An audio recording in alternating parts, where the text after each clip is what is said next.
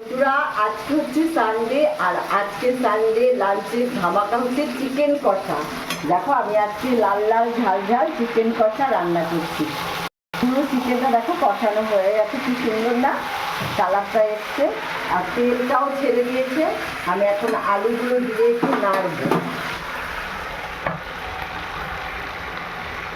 কারণ আলুগুলো আমি অনেকটাই বড় বড় কেটেছি। এবার আলুগুলো দিয়ে একটু কষিয়ে নেবো, তারপরে আমি ঝোল দিয়ে দেবো। আমার তো দেখে লোভ লাগছে।